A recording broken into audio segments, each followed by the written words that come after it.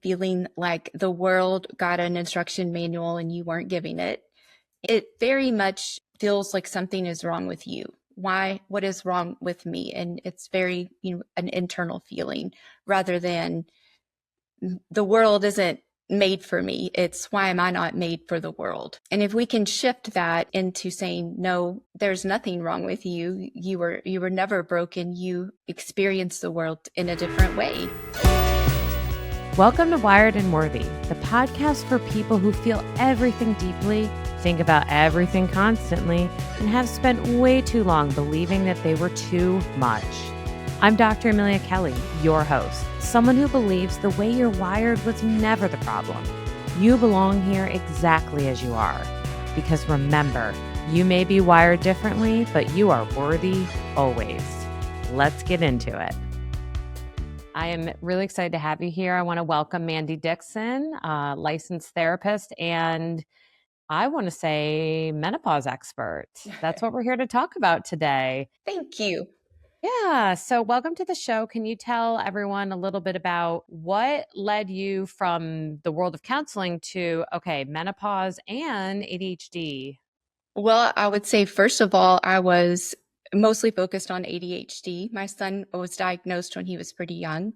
And so I thought as a counselor, I just didn't know enough about it. So that really led me down a rabbit hole of ADHD knowledge. I took a lot of trainings, became an ADHD coach, worked a lot with teens and young adults with executive functionings, and and brought that into therapy a lot. Then I started feeling not like myself, and I couldn't understand why. I was going doctor to doctor, therapist, just everywhere, couldn't figure it out. And finally, I learned about perimenopause and the just sheer anger that no one told me about this. No one told me about the not only the physical aspects, but what can happen with your mood. I Right. just rabbit holed into it. I joined the Menopause Society, found out I could do that as a mental health clinician, read everything that they put out, went to every menopause conference, read every book. I tried to just kind of nose my way into this menopause space as a professional, but not as a medical professional, because that's mostly it was all that I could find. So just trying to understand biologically what was happening with the hormones and apply that. And I can't remember what I read or where it was, some research that I was reading where it talked about ADHD symptoms going crazy and the estrogen dopamine link. And that was a lot of what I was experiencing myself as well. So I just started talking about it online specifically, and the response that I saw from women and providers and everyone else just exploded. And Wow. so I feel like I read it, I live it, I talk with women about it all day long, and it's so life altering, or it can be when menopause collides with ADHD, especially if you don't know you have ADHD. Absolutely. And I think that's something I was so excited to talk with you about today, because you are really talking about as you said, collision. It's such a good way to put it. There's so many things being unveiled in the ADHD world, in the women with ADHD world, in menopause and perimenopause today. So dare I say, you have hit the revolution or right at the right time. Well, I think in women's health, perimenopause, menopause has been under-researched. It's been obviously not talked about. And then ADHD, how that looks in women, has been under-researched and not talked about. So there's this Totally. huge population of women who are in their 40s, 50s, even 60s that were completely missed as far as ADHD and are now just entering perimenopause or in the later stages of menopause. And even Right. some women that I talked to who are in their 60s and 70s just, are flabbergasted and appalled because they missed out on knowing it was ADHD. They missed out in any kind of treatment options as far as hormone therapy with menopause that could have helped. And it's really heartbreaking. Yeah, I've seen that. There's a client of mine in particular I can think of where she's working through, she's in her 60s, and she's working through the grief over the missed opportunity of not being able to have had that, like you're saying, to have had the benefits, had she had the hormone replacement. However, I don't know about you, but I'm noticing, like, even just being able to bring this to light for someone, you called it life altering. I love the way you put that because it can have such a huge impact on the way someone perceives themselves. Absolutely. It I talk about this a lot online is the shame lives in silence, and we have to talk about these things because it can often release that shame that so many women feel. The things that they blame themselves for or spent their lives blaming themselves for actually have an explanation. And then we can look at, how did you cope with that? Did you turn to people pleasing, perfectionism? That's the two I see most often as a way to cope, and it's just layers and layers and layers and layers, and that's what I really love doing one on one with women that I work with. Hmm. Yeah, I mean, I'm curious, like when I think about the profile of a woman with ADHD who is perimenopausal or even actually you had a really interesting post about the length of time of perimenopause for someone with ADHD, where we're being told that this is a 10-year journey for a lot of women, but I think you've identified, or at least you've learned through all of your nosing into the medical world of menopause, and such an ADHD thing as I'm listening to you, I'm like, oh, maybe I should look into what that means. Like, how do I enter? How do I join? Like, where's the club? You just um, you just nose your way in it. That's what I you had to just, do. but I Yeah. think that's such a good sign of like the potential of a woman with ADHD when they don't feel um, the layers of shame that can keep them into the perfectionism loop where they don't go out and try the things they're interested in. Like like you gave such a good example of no, I'm interested in whether or not I went and got, an MD doesn't mean I can't go and find out more. So I just That love that. that was not always the case. There was a lot of going to these Really. conferences, not feeling like I belonged, feeling awkward, crying in the car afterwards, saying I'm never going back. There were a lot of people that were not kind and blew me off, but there were some that were, Really? oh yeah, there were some that were amazing. And I had this genuine curiosity about it. I could see how it was impacting mental health for women. And as a clinician, not being trained on that felt like a huge disservice. And I just made it my mission to figure it out and talk about it, whatever the costs were. I don't know. I have this curiosity that drives me a lot. So it's like an itch, and I have to scratch it. I have to figure it out, and that was one of them. That was one of the curiosities, and just kept going, figured it out. Well, I don't say I figured it out, but I got a lot of answers to the questions I had. I love that.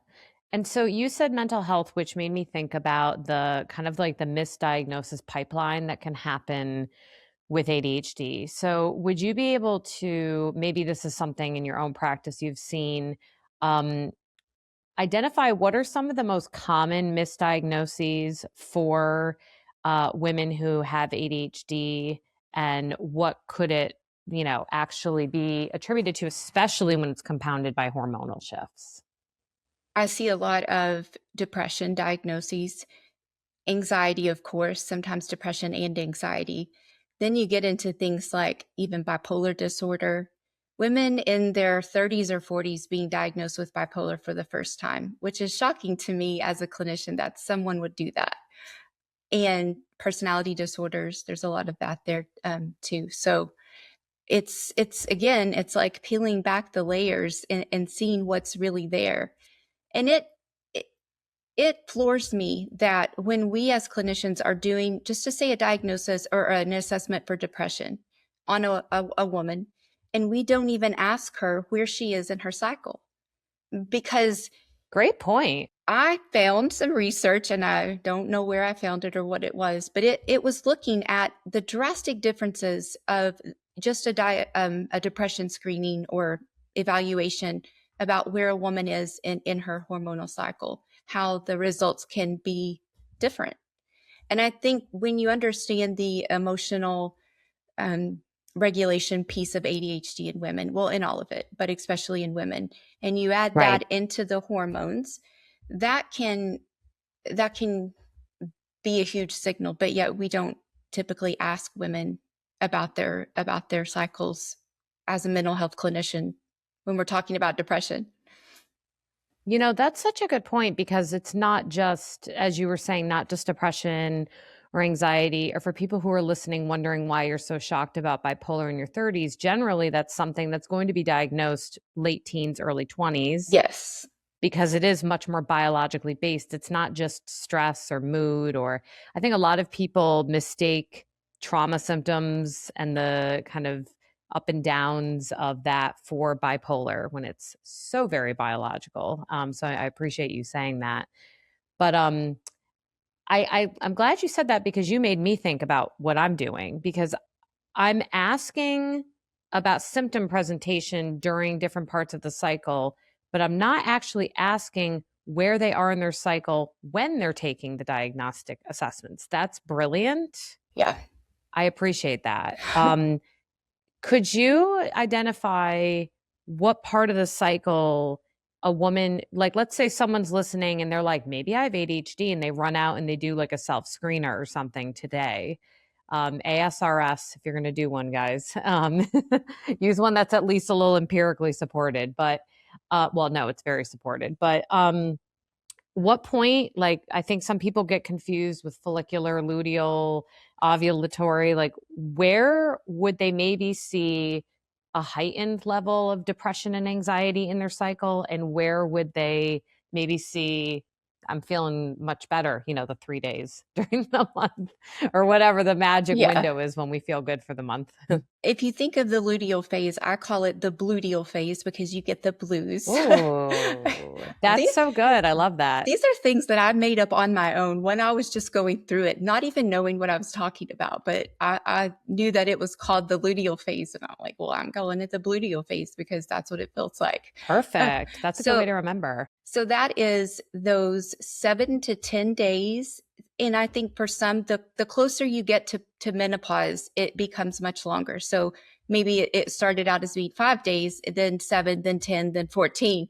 And that's before your period starts. And when I was experiencing it, when I would go to sleep at night, I would pray and hope that I would wake up with my period, because I knew the second it started, I would feel so much better. So if you are in your luteal phase, that is the time before ovulation begins. That can be the roughest time for women. That's when your estrogen is typically low, your progesterone is high, and Yes. that's when your ADHD symptoms really are terrible. So you say gluteal. Can I tell you the thing I use to remember follicular Yeah. without swearing? I say it's the F yeah phase, because it's like, F yeah, I can go do this. I can go Yes. do that. I can do the new coping skills. So that's always how I remember it. Like, follicular's the F yeah phase, but I've never had one for the gluteal phase. So I love that. Yeah. So Just call it the F yeah phase. I would imagine that most women are taking the assessments in their follicular, having experienced a bad luteal phase, because you often don't have the motivation or the mental capacity even to find the assessment or take it. And that's just that's just an observation. I'm sure that it's both, but the if you don't take really good notes during your luteal phase and remember exactly how you felt, you may not score the same whenever you are feeling so much better. And it can be Yes. just draining to feel those ups and downs, and you you almost it's very much like PMDD, which I think PMDD crosses into this too, where that's and it kind of blends into perimenopause but becomes very unpredictable, which is which is the hardest part of PMDD is not having the predictability that you have. Right. So Well, and I don't know, you've probably come across this research, but there is research showing that PMDD is exponentially worse for women with ADHD, and not just that it aggravates their ADHD symptoms, but the actual PMD symptoms can be worse. Even things like pain, bloating, things that we think of as just being very physiological can be worse for women with ADHD. And they're still researching this and finding out why. It probably has to do with those extreme highs and lows of the hormones. And you brought up estrogen. I'm curious if you have come across anything about the connection between estrogen and dopamine, which is like the hot neurotransmitter in the world of ADHD.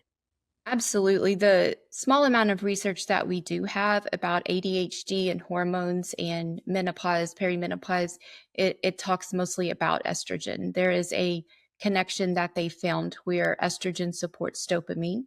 And so that's when your ADHD medication will work the best, when you have adequate amounts of estrogen. So right before your period, you often women feel like their ADHD medication isn't as effective, and Right. that's there's research that shows that's true. The estrogen supports the function of the dopamine, so that is what if you're taking a stimulant, that's what that works on. And so if you and a lot of women, not a lot, but there are some women who have wonderful psychiatrists with to manage their ADHD medication, and they can adjust the dose based on their cycle where their estrogen is. I love that. I never Yeah. even thought that was a thing. Okay. It's That's a very smart thing to do. it's very beneficial for some women.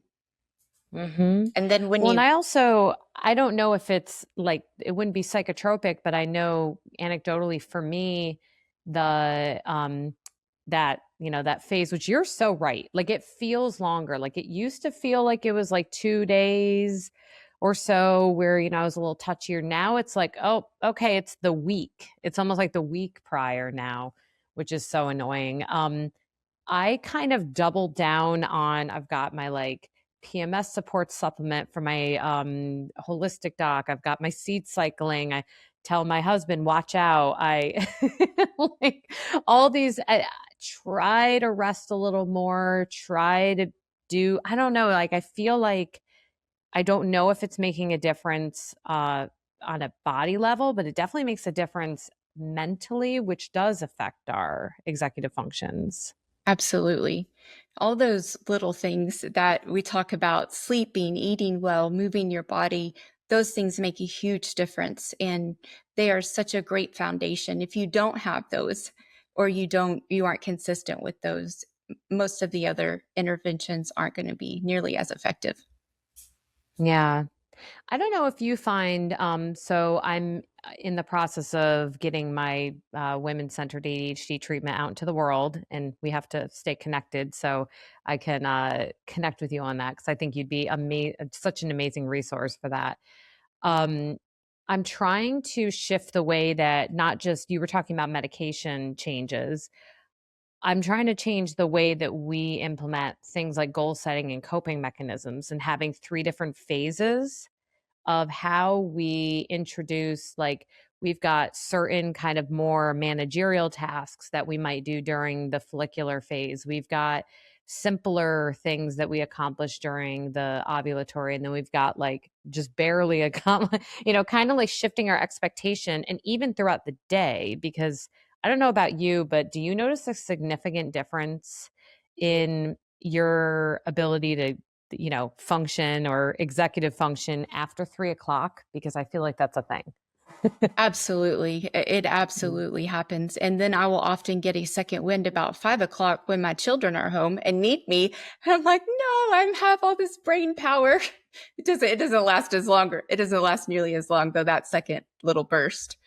But yeah, absolutely. What is That follows what they say about sleep with ADHD and how individuals with ADHD get a later increase of kind of those stress hormones. I'm going to finish off what I need to the day, and then a later increase in melatonin, which can throw sleep off. Absolutely. I haven't done a whole lot of deep diving into sleep. I have to be careful what I deep dive into because I get worried I will hyper focus and spend too much time. But sleep is one of those things that I would love to learn more about, especially how it impacts ADHD people. But I have to be careful on that. Yeah, no, and I appreciate that. I really genuinely, that's one of my things with people that come here, that I love the idea of like hearing real stories, but from people who really know what they're talking about. Yeah. Like, yeah, and we know when to say we don't too. I think that's important. So you were talking about, the ADHD symptoms specifically. We talk a lot here about burnout, stress, and what it's like to live in a sensitive, overstimulating world. And that is why I looked far and wide for something that actually works and helps us deal with all of this. And that is why I chose to partner with Brainzyme Focus. When my brain in particular feels foggy or scattered on really full days, I'm honest about needing support. And what I love about Brainzyme, which I love their mission, I love their energy, I love everything that they stand for, the people that work there, how much care they put into their formulas. My personal favorite is actually the Brainzyme Stress Relief. One of the first ingredients is L-theanine, which I often recommend to my clients for calm and focus and clarity. So they're plant-powered, science-backed, no artificial junk in there, and they actually have a 365-day money-back guarantee. If you don't like it, you just return them. So if you are interested in helping with your brain fog, you can go to brainzyme.com and get yours now. That's BRAINZYME.com. Check it out. I had said to you that I really wanted to pick your brain on identifying the difference between ADHD burnout, which I would love to know how you define that, because it's, not a diagnosis. And then the difference between what ADHD burnout can feel like versus menopause. That's a great question. It can feel very similar. Are we thinking like how would we distinguish between the two, or just I in think that'd terms be of a how they great feel? start. I mean, I remember when I was on the Holderness podcast talking to Kim Holderness, and she was like really confused. Like, is this anxiety? Is this ADHD potentially? Is this my perimenopause? Like being able to sift between Sift all through of it. them can be really hard. It can be very hard, and oftentimes it can be all of them. I Mhm. think sometimes Good point. we look for one answer, and it can be all of them. I define ADHD burnout as more of a collapse of the executive functioning skills, or the structure or the scaffolding maybe that you had built. I kind of imagine it as a woman or a man holding a bunch of balls in their hand, and they're just kind of a lot of times when we have ADHD, that's what it feels like. Like we're juggling all these balls, and we have them, positioned perfectly, and then they start to fall. And whenever they all sort of fall down, and they're rolling around, and they're gone. And that can be a lot what ADHD burnout feels like. Everything that you've been carrying just kind of falls, and you don't know where Yeah. to start. You don't know what to pick up next. And menopause can very much feel like that too, but it's often combined with physical symptoms as well. So there are a lot of physical symptoms that women can experience with menopause, when the estrogen, and I say menopause, but I'm meaning perimenopause as well. So it can really be just all of that midlife. If you look at the menopause symptoms or symptoms related to perimenopause, menopause, and you can check off what you have, and that is a good way to know where you are. Also look at your age, see where you are, look at your cycles. And some people don't have cycles where they had a hysterectomy or they have an IUD. And so that cycle prediction, or knowing where you are in your cycle, doesn't apply to them. So that can be Yeah. even more difficult. But That's a good point. yeah, but as you know, with ADHD burnout, it's more of getting adequate rest, getting solving for the burnout, right? If it's you are carrying too many balls, then we look at how you can better support those balls, maybe putting some of them down that you didn't need to be holding on anyway. and adequate rest and supporting that foundation. With menopause, it feels more, I don't want to say biological, but it's those symptoms, but it's combined with some of the physical symptoms too. And oftentimes the hormone therapy component helps those. Yeah. Where if you were burned Right. out and you started hormone therapy, you're not going to feel that immediate relief as if you didn't have the burnout component combined. True, because burnout can take time to recover from, Yeah. for sure. Yeah. It's interesting because when I think about the three, you are so right that there's so much overlap that sometimes when I'm explaining it to women, I try to pick out the one thing that to me differs in each of them.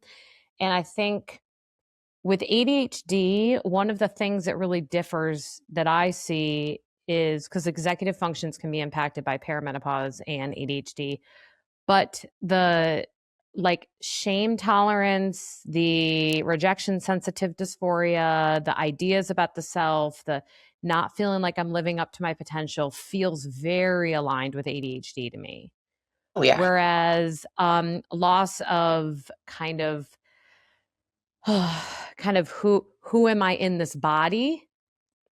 Who am I? If you were maybe someone who struggled with fertility, or someone who didn't struggle with fertility, or really kind of that connection with that part of us as a woman, if that feels very impacted, to me it feels very menopausal, just on like an emotional level. And then when I think of anxiety, um, I generally say that the spinning of the wheels internally with ADHD is generally around not wanting to drop those balls you were talking about. Whereas the spinning of anxiety is generally around imagined, catastrophic, or obsessive thinking that sometimes doesn't follow rational lines. Mm-hmm. So I don't know if that aligns, if you feel like that makes sense, or if you think that, yeah. Absolutely. And that's a great way to put it. One of the ways that I think about it as well is when ADHD women, whether diagnosed or not, reach perimenopause, menopause, and this is more not so much the burnout factor, but the struggles that come, the executive functioning challenges, all the things that perimenopause and menopause lift the veil on, they feel familiar to ADHD women. It feels like, oh, I have Good always point. struggled with this, but I could cope. Why is this coming back? And then Yeah. the shame factor, the Yes. internal dialogue piece. But for a woman Love that that. Yeah. doesn't have ADHD, these feel new. Why am I forgetting my words? I've never done that. Why did I forget that birthday? I've never done that. So it's new. With ADHD Yeah. women, it's familiar, and we do not like that because we have spent our Yes. entire lives trying to hide that part. Yes. Oh, that's so good. And I could see how someone listening is like, yes, that makes so much sense. I could see someone listening who has been intensely masking their ADHD may not recognize it as much until they work with maybe an ADHD or, hormone informed therapist, or someone who is saying, wait a minute, let's go back, take another look and see if these are familiar. Mm-hmm. So I would love to shift into masking a little bit if we could, because I think it's very common with the different things we've talked about, but also when we consider sensitivity, because HSPs themselves can also experience a lot of emotional dysregulation.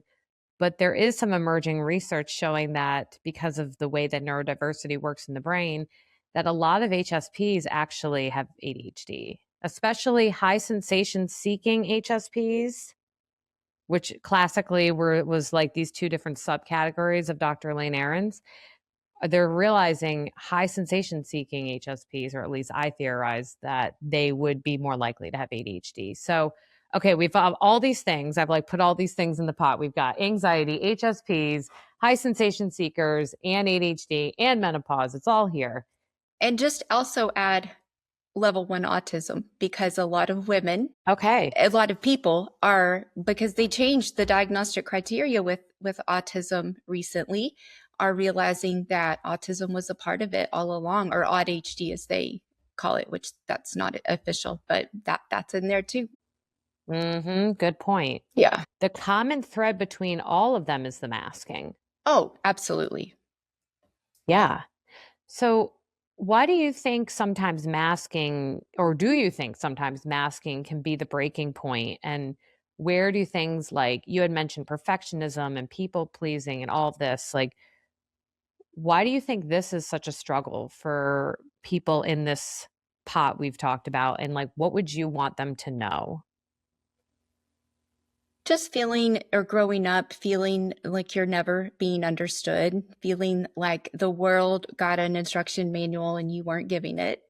And that is, it very much feels like something is wrong with you. Why? What is wrong with me? And it's very, an internal feeling rather than the world isn't made for me. It's why am I not made for the world?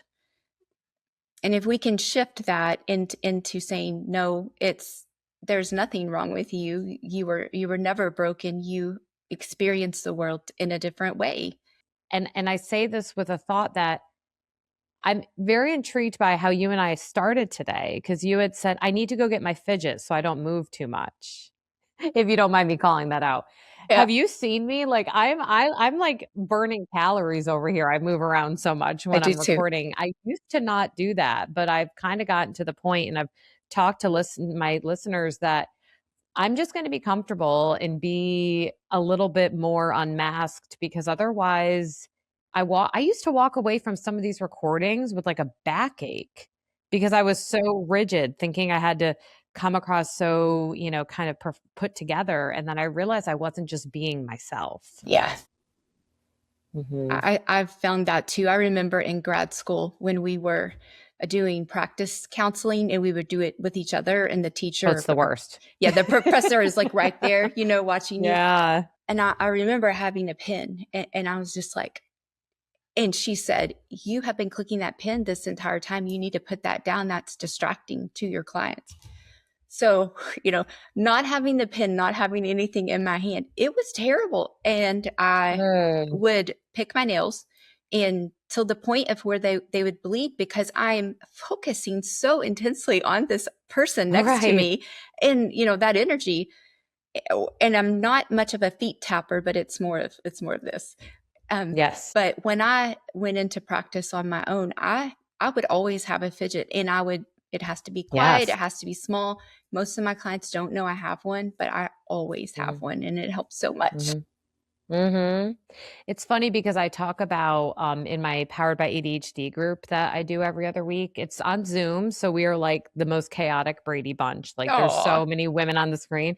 We've gotten to the point where in the group, someone's crocheting, someone's doing their hair, someone's walking on a treadmill. I'm jumping around like I don't know, especially because it's the end of my day. So it's like the end of actually I have it tonight. So I have it tonight at 5:30. And then, I think some people are eating, one woman's gardening, like we're just like all over the place. And it makes me think of it somewhere in Europe, they started these movie theaters that have little tables with have you seen that with like a little light, and you can do things while you're watching the yes. movie if you want? Yes. And that allows people to focus better. They can focus on the movie without just sitting there taking all of that in can be really difficult. And I don't know the science behind why that is, but it is 100% true. I feel like it's just this energy that needs a channel so that you can focus your mental energy where it needs to go. Well, because I am a nerd and I deep dive into this stuff, I can tell you. Tell me.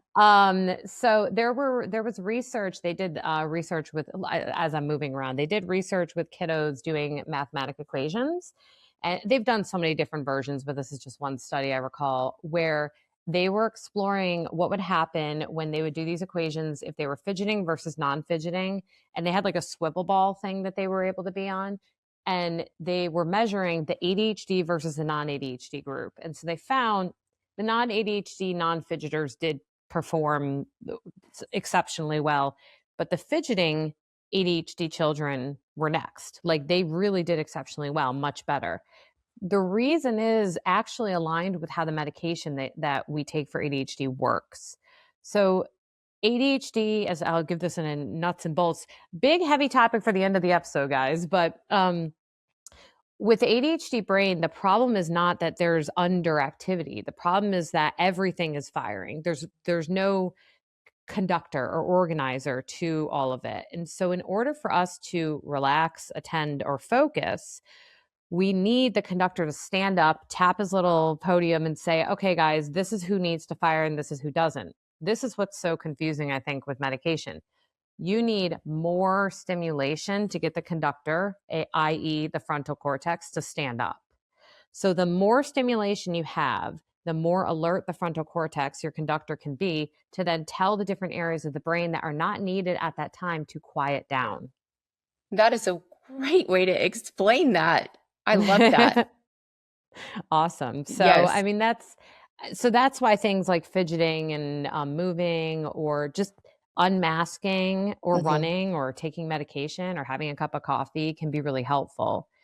And it makes me think of like every woman that we're talking to today. If they feel like they're struggling with ADHD burnout, if they're coming to this conversation today with perimenopause symptoms and they're curious, is it ADHD? Is it just perimenopause, which is its own animal? Yeah. My hope for them, and I would love to hear your last thoughts on this too, is that by unmasking, you allow the symptoms to be the symptoms, because when the symptoms can be the symptoms, you can help them, you can treat them, you can support them. But if we're trying to overcompensate and hyperfunction, it's not going to disappear. It's going to become internalized. It's going to turn into things like chronic pain, addiction, sleeplessness, more hormone imbalance. So what would you love women, and maybe people who love women going through this, who are listening today, wanting to learn and understand this more, what would you like to give them permission to do, or just really help them do to support themselves going forward?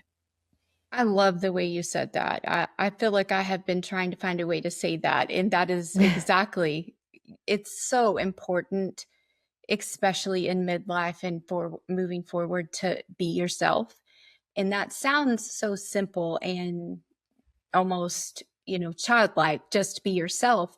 And I know for myself personally, I was in a period of ADHD burnout with early perimenopause, and somebody said, just be yourself. And I thought, how insulting. I am myself. I was absolutely not myself. I didn't know what that meant. I did not know what that meant to be myself, because I don't think I had ever had permission to be myself. So once that permission was there to be myself is when most everything started changing. So it's so important to be yourself. And if that word sounds offensive or it sounds confusing, then that is something to really dive into. No, but if somebody tells you just be yourself and that has an emotional reaction in you in a negative way, then that is something you need to dig into, because that may mean that you're not being yourself or you don't know what that is. And there is nothing wrong with that. I hear this from women all the time, and men. You've never been allowed to be yourself. You've never had the time to explore who you really are. Yeah. And it's so important if you can do that. I think that is the absolute best advice you could have given. I love it.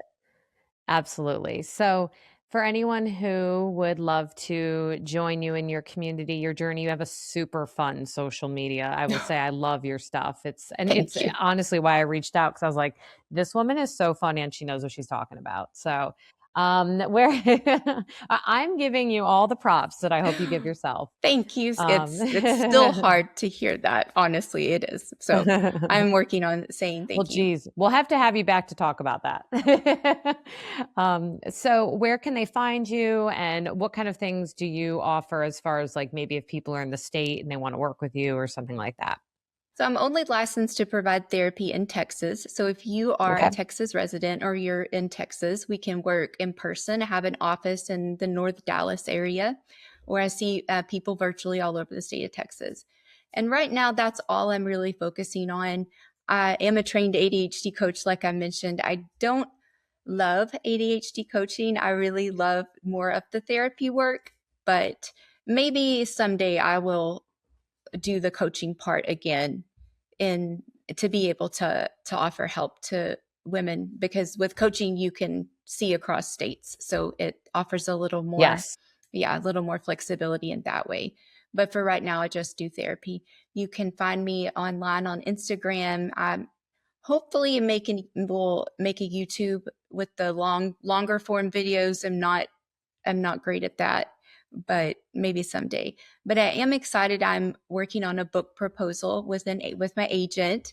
Yeah, so Awesome. it's really going to focus on, you may have heard me talk about ugly perimenopause. Yes. That is something that I'm really passionate about. It's when you hear perimenopause, women talk about it, they'll joke about hot flashes or whatever. But for some women, it is not funny. It feels life altering. Yeah. There can be suicidal thoughts that come. It Right. can be this very ugly version, and women can feel a lot of shame talking about it, bringing it up, because why is their version uglier than everybody else's? So really want Right. to just bring light to that experience, that if you have this ugly version, you're not the only one, and there are things that can help. That sounds awesome. I would Yeah. love to read that book and have you back. Thank to you. talk about ugly perimenopause. So, Yeah. well, thank you again, Mandi, for coming. And thank you, everyone, for, opening your hearts and your minds, and just go and be yourself.